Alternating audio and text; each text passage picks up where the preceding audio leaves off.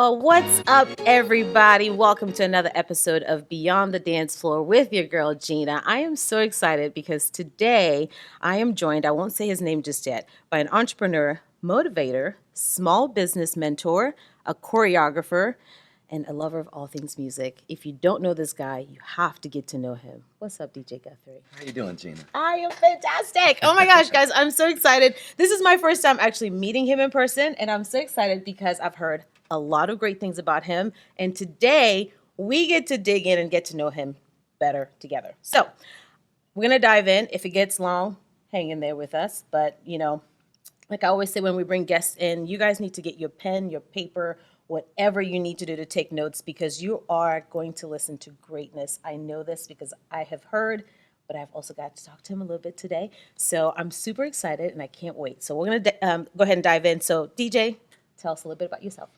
Well, first of all, thank you for having me. Yeah. I'm so glad to be here and get to talk, and I've been looking forward to this. So I'm from Dallas, Texas. Well, South Lake, Texas, so just west of Dallas. Started dancing at a later age, and that's how it kind of came into my life. Big proponent and lover of entrepreneurship, business, art, music. Lived in Texas most of my life, and then lived in Florida and went to college out there. Then came back to Texas for a short time. Went out to LA and worked in LA and New York extensively and overseas. But yeah, now I'm a business owner and growing that and still reside here in Texas in Frisco. Nice. Huge Cowboy fan, of course. Come on, Frisco, promised land if you didn't Let's know that. go. I mean, we got to talk about it after the beat we put down on Sunday. But yeah, and also, you know, member of Elevate Life Church and Christian, and I. But yeah, I'm a happy guy. Nice. Okay, so he just gave a plug, a shout out. What's up, all my ELC peeps? Love y'all. Hey, get it. So how did you get started in dance? Kicking and screaming. Actually, I was an athlete for most of my life. So I started playing sports out in South Lake, baseball, football, basketball, you name it, track. And I played for South Lake Carroll, which anybody that's from this area and knows South Lake Carroll is a huge, always has been. Before even 6A or 7, whatever, they're at 10A now. Like, you know what I mean? It's ridiculous. But I asked a coach one time, and I said, what can I do to be better? I was first string running back for the team, and I wanted to hold my spot. So I was always wanting to do what other people weren't. I was like, I'm willing to take the next step. Like I wanted to be a Jordan. I wanted to be a Tiger Woods. So I was like, the greats are doing the most. What can I do? And he said as a joke, actually, he was like, I don't know. You're doing everything, man. He was like, dance? Nice. And I was like, dance? And I was like, I mean, I always liked dancing. I mean, I'm a Greek. So it's like my mom always was dancing. My dad always was dancing. So, I come from a family of dancers or like people that enjoy music and dancing. So it was always something I did at school dances and whatnot. I never understood why all my friends would stand on the wall and all the girls are dancing. I'm like, they're all over there. Like, go there. What are you doing? I'm going to go over there. So I would go dance and entertain and I would, go on to talent shows and things like that for fun, but never had formal training. So when my coach said this, I was like, well, and I was a teenage boy, so I also had my eyes on a cheerleader that I knew danced at a studio across the street from the high school named Dana Studio Dance. So I was like, hey, you dance, right? And she was like, yeah. I was like, all right, well, I want to try it out, I think. And she was like, what? And I was like, yeah. It was, I mean, all honesty, I was like, it was for sports and girls. Like, that's why I got into dance. I had no intentions of being a professional dancer or seeing that as a career whatsoever. I didn't even know that was a thing. I just knew that she danced. I knew that, some girls that I knew were dancing at the studio because it was so close by, a lot of the Emerald Bells.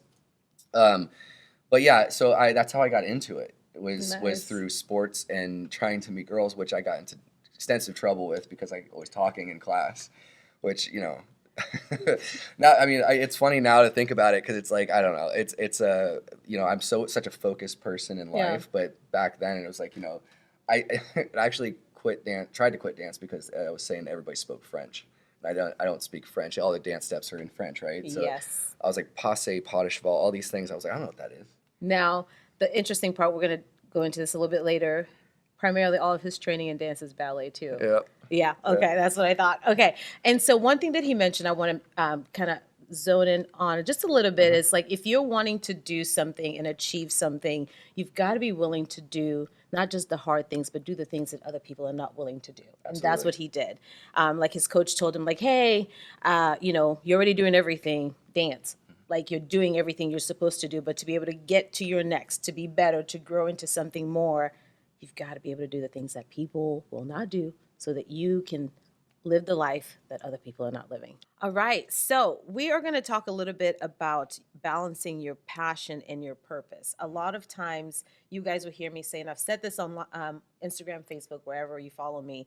If you can pursue your passion with excellence, you will discover your purpose. And this is something that DJ has lived. And I know if you get to talk to him any amount of time, his life is proof of that. So we're just going to have him talk about that for a second and we're going to hang there for a bit. I love that. I mean, I love how you said it, Gina, because it is, it is very much a luxury to be able to pursue your passion with excellence, as you said, and it turn into your purpose. Yes. And that's the thing about, purpose and passion is that, your passion is that about, right? It's like I'm passionate about something, and then your purpose is more of what can it contribute? What can it do for others? I feel like your purpose, it tends to be something that's more altruistic than your passion, because your passion feels so much more internal because it's something that you enjoy, Yeah. which is not bad. But what I think is a great thing is that when you pursue that with such resilience and excellence, as you said, that can definitely transfer into or transform into your purpose, and you can Yeah. find a way to affect others in really positive ways, which I've been very fortunate to do. And again, sometimes for people that's different. You know what I mean? Like their passion and their purpose are completely different things. But the thing is that being able to identify what's what, Yeah. and then also you see if there's a segue between one and the other, that you can live your life doing what you love. It never feels like a job at that point. I mean, don't ever feel like I spend a day working. I thoroughly enjoy what I do, and I enjoy that I benefit others through that. So my passion and my purpose are now one, which That's is a a beautiful beautiful thing. thing. It is. It is. Yes. Oh, I love it so much because I think that it's, we always I have a friend, and Imani, this is a huge shout out to you, securing the bag. And so, girl, yes, I'm waiting for that to come out. Girl, you better hop on it. And it's already trademarked, so y'all don't worry about that. Ew. One of those things, and that's something that she's passionate about, and how she is developing that into something that is her purpose. She's also a chaplain. And for me, I think it's important to give people practical handles on how to turn that passion into purpose and then a paycheck, if you will, which is what you've done, myself as well, and a few others that you guys will get to hear from soon. And also, some of those practical handles for me, the first thing is that's the most important for me is your tribe, your people, like nobody that you will ever talk to that's been successful in any capacity gets to do it by themselves. Like there's always somebody with them that helps them. You have a team, I've got a team. This setup today took several hands to get it done. And I think that it's important. That's a practical handle in balancing that passion into purpose, into paycheck, is developing a team that stands with you, that helps you and grows with you. Another practical handle is grit. Like you've got to have that tenacity, grit. You cannot be lazy. We talked about that in the last podcast. You should go listen to that. Okay, great. So yes, you have to be that kind of person that's going to go after it. You cannot just think about this. Every time you sit down that you're not working or doing something, someone else is doing something that you're not doing. It's not that you don't get rest. We're not asking you to not rest. Work, rest. But when you are working, put in the time. And like, it needs to be meaningful. Don't be busy for no reason. That's useless. Can you think of anything else? Absolutely. I mean, you said some great ones, but like I think that, understanding, like, so you call it your tribe, I call it my pack. So There you some of go. the things, and I, even from a leadership standpoint, and when I talk to my team, there's several of us, there's over, close to 40 of us now. Wow. And every tier of that team, we're one big collective, but we're tiered in ways of like our responsibilities within that company, right? But the way I speak with everyone is I speak from a round table. So it's like everybody has a voice, everybody has a say. So did I create it? Yes. But at the same time, are we all connected in a way that we can share freely and feel that our things that we're passionate about that we can bring to the table and say, hey, I have a great idea, and put it on the table, and then it's going to be listened to and appreciated by everyone at the table. Absolutely. And if there's anybody at that table that doesn't agree with that, then they don't have a seat at that table. And that's simple as that. It's like I bring the table to create opportunity and want people to thrive. But I think that pack mentality or the sense of the collective is so important. And it's really hard in the dance community to understand that, because a lot of times we get more isolated and we focus on what we're doing and what we want to do, and how do we get ourselves forward, when in reality, the stronger your pack or your tribe, the further along you're going to get. Because and then when we put it into business terms, it's networking, right? Exactly. Yeah. So the more you network, this is benefits of social media and things like this, of course, but at the same time, being able to have communication skills and go up to talk to people and introduce yourself. And this is what I feel like the young generation is really going to struggle with moving forward, unless they practice it, which is huge advice. You have to get yourself out there and be able to approach people that you want to work with. So that again, kind of tenacity and grit. I mean, being able to be resilient. I mean, it's going with the purpose thing. It's like purpose teaches you resilience. Yes. Because passion, passion makes you happy. It's like it's the things that make you all feel good, and it's happiness, and it's all those good things. But the thing is that sometimes when you're pursuing this, as you translate that into a career, it's not always going to be sunshine and butterflies. No. There's going to be days that are not going to be good. They're going to suck. Yeah. And you can't like let that divert your passion about what you're doing. You can still be passionate about your purpose, but at the same time, understanding that resilience is super important, and that goes hand in hand with what purpose even means. Absolutely. But yeah, I and then also I think understanding the difference between like being competition and domination are really important with your purpose. So those are two really big things, because I think even as young dancers or even entrepreneurs, they get so focused on competing versus understanding what it means to dominate. That's coming in another topic down the line. Yep, I love it. Foreshadowing. I love that.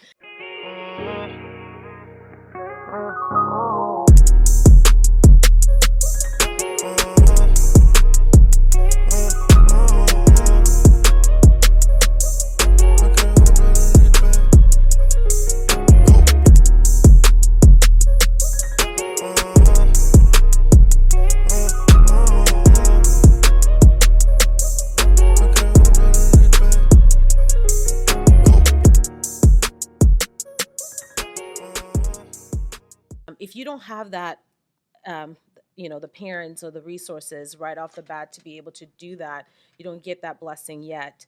What can you tell a teenager or a young adult that's just starting out, that's going, my goodness, I have this passion. I do want it to be my purpose. Where can I go? What do I do?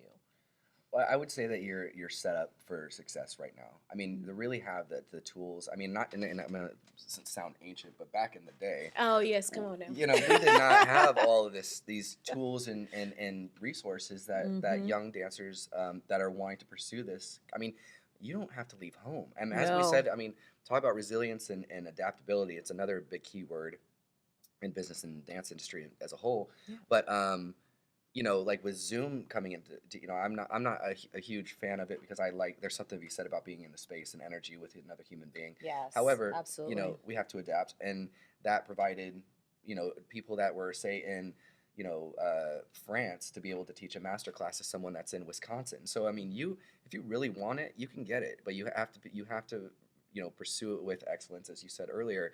And be willing to do what you have to do in order to take that class. And if you don't have the resources to get out to LA or New York, pursue opportunities like conventions and things like that can offer you scholarships that you can go for free. You know what I mean?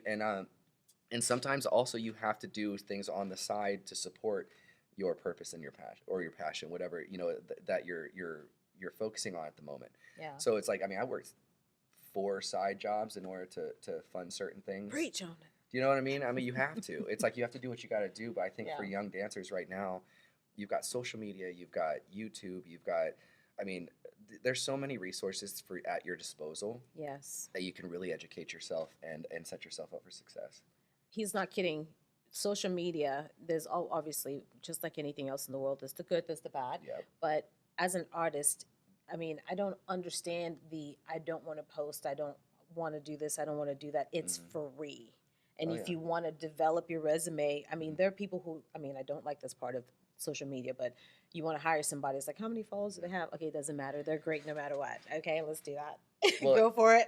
okay, so you touched on something really important. So one of the major blockades of success, so there's different stages of pursuing or action to pursue success, right? Mhm. So, and one of them is fear, and number two in that list is fear. And the one thing that we'll say dancers because we're discussing this industry, but in just any industry really, the two things that cause the most fear in people is ostracism and obscurity.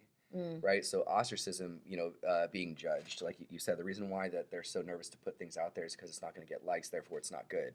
That's nonsense. Yeah. Absolute nonsense. Mhm. Here's the thing, you can go look at a piece of art. You were just in New York, right? Yeah. So you can go look at a piece of art and be like, this, that's horrible, and then someone can walk up to them and be like, it's the most beautiful thing I've ever seen. Amen to But that. but if you take it down after that one piece of judgment, or someone didn't come up and say I love that, then that's never going to be seen. So how do you know that because it didn't get 100,000 likes? You know what I mean? And first of all, some of those likes are fake. They're paying for them. True Anyway, story. but anyway, and the other thing is obscurity. It's like it's our fear of not no one knowing who we are, and it's Yeah. like, and of course, those two things are internal, right? I was like, but we're letting the external affect our internal, and that's Yeah. that disturbs our peace and our happiness, and you can't pursue your passion. Oh You my can't even gosh. find your purpose because so it all starts with you. Yes. So those two things, and I always and I say So to, good. and I just say it's like fear is an animal, and if you keep on feeding it, it's going to grow, and its favorite food is time. Yeah. So the more time that you feed fear, the bigger it's going to get, and that's going to lead to more obscurity and ostracism like affecting you. So That's so good. And you guys know me in class when the few classes that I do teach, I always say, just do it, go for it, do whatever you need to do. mhm. I always try to make sure too, because I know everybody wants to post stuff on the gram. Don't, I try to help you with that. But the big thing is, people are like, well, should I post this? Yes, absolutely. It's your Yeah. growth. It's for Do it. you. It's not about anybody else. And if Yeah. you're a choreographer and you're not putting your work out there, and your number one desire is to teach other people, what the hell is you doing? That's all I got. I'm just gonna leave you with that. It's right there. It's free. Do Yeah. it. If you're a dancer and you want to be discovered, you want to be performed, you're not putting your stuff out there. I'll ask again, what are you doing? Yeah. It's free. Just do it. Like name a recording artist. Oh my gosh. Ren Galera. Okay, so how many songs did Ren write like that they didn't like? Right? It's like that's the thing. It's like how many songs do your favorite recording artist name one right now There while you you're go. listening to this? How many songs do you think that they've listened to, they've written, lyrics that they've written and been like, that's terrible. But there's a lot of songs. I mean, name an album that you can listen to cover to cover. I mean, I can name a bunch of John Mayer ones because I'm a huge John Mayer There fan. you But go. but at the same time, it's like, I mean, there's a lot of albums where I'm like, okay, I like 3 of those songs. That's fine, but they're not going to not put out the album. So it's like, yes, you have to put out a body of work to get feedback, and that's how you learn and you grow. Absolutely. We learn by our failures just as much as we learn by our wins. But at the same time, it's not a failure if you put it out there and it doesn't get, the reactions that you want. You have to put it out there. Man. And I think my best piece of advice was when someone says, oh, should I post this? It's like, well, do you like it? And they're like, yeah. And I'm like, and that's the only like that you need. There you go. The one. If you get one like and it's your own, then success. Listen, you guys have got to learn to be comfortable in who you are, be comfortable in your path, your lane. It's not going to look like anybody else's. Yes. And understand, especially, case in point, he just mentioned I was in New York. Somebody was like, oh my gosh, this looks so great. Your pictures look great. I was like, you should see my phone. You didn't even get to see half the pictures I took. And I choose what I let the world see, yes, but at the same time, I have that power. I love what I do, Yeah. and I'm going to put out whatever I want to put out. So hello, Yeah. freaking do it. No one cares. If you love it, do it. So Unfiltered. there you go. Praise the Lord. What's the hardest lesson you learned in your career so far? The hardest lesson in my career is that if it's meant to be, it's up to me. So Let me tell you something. I could preach on that today, but I will not. I will not do that. But take it away. Yeah, that is so true. if That it's is meant so to true. be, it's up to me. And Yeah. I think that you can apply that through life in general for however you define success. I thought going into LA, I was cocky and arrogant because there wasn't a whole lot of technical dancers out there, especially guys. Yeah. Not to the extent that I was, because coming from a professional ballet company for 9 years, I was like, oh, I'm gonna smoke these guys. And any technique, like if it was a technical audition, I'm like booked. Yeah. I was that arrogant, and I was like, and I already had High School Musical under my belt, so I was like, oh, I got this. So I showed up to an audition. It was with Marguerite, who I later on worked for, but it was for Fame, the movie Fame, and it was a technical audition, and I came in and I absolutely annihilated the audition, but I didn't book it. And I was like, the guy next to me showed up in motorcycle boots and jeans and couldn't do a step, and he looked terrible, in my opinion. But she booked him because she had worked with him, and it was about trust and all these different things. And she had worked with him, and so she booked him and didn't book me. So when they told me thank you, which means no, I was like, wait, you meant please stay, right? And they're like, no, sorry. And I'm like, are you sure? Like I was so what? So I didn't. It took me a long time to figure out that I couldn't wait for success to find me. I couldn't wait for someone else to give me the opportunity or make my dream come true. It was up to me. So I had to really be resilient and be proactive and aggressive with what I wanted. And if the opportunity wasn't knocking, I created my own damn door. So I mean, that was a big lesson, and I've carried that over through my entire career, both professional, post professional, and then into being a business owner. That if I want it to happen, it's up to me. Absolutely. And then and I preach that to everybody of any age, because it puts the power back.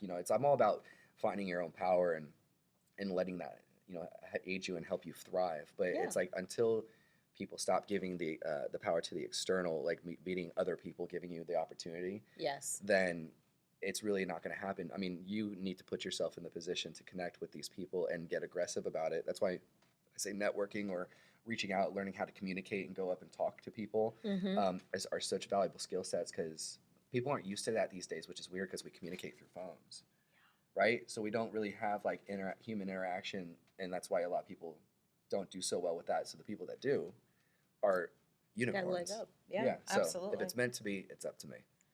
That is one of my many mottos and mantras in life. I have several of those, but I do not wait for anything or anyone if I want to do something. And anybody that knows me, and if you're listening to this, you guys are probably going, "Yep, that's Gina," because I will do it. I don't have the energy, the time to waste and whatnot. And that's, I mean, I did the camera thing for a while, and then when I discovered that being behind the camera was my thing, and this is very odd for me, and I know most of my friends going to watch this and go, "She went in front of the camera again." It's so unusual because we signed off, but we're back. Don't worry about it. But it's always up to me. I don't like giving people the upper hand in my life. Like that makes no sense. Only God gets that. Thank That's you right. very much. That's right. But I cannot stand. I've gotten the no's, but when I get the no's, I build my own thing, and I'm like, "Oh well, that's great, thanks." But I'll see you on the other side when I'm your competitor. That's fine. So it's just it's not always that way, because there are things that I don't always do for, even if I desire it, I'm like, well, they probably, not that they do it better, but sometimes you just have to let people do what they do. So Well, and you said something really, really great too. Is like, well, you know what no means? Next opportunity. hey, No, I like there's that. no such thing as no. In Nice. your pursuit of success or whatever you want to make happen in your life, there is nobody that can tell you no, except for you. Now you can give yourself a hard no, and that's your fault. It's on you, but that puts power back in your hands again, right? Yes. But if anybody ever tells me no, or if I'm pitching my business to someone and they're like, it's not really our no, I'm not. I'm like, okay, well, next opportunity, I'll get you next year, or you'll call me in 2 years, and it always happens. Do you know what I mean? Because so next opportunity, it's like when you start placing things like that, you never get a no. It just gives you more fire to go after it in a different way. Change your strategy. Just give them a soul moment here. Just talk to them from your heart.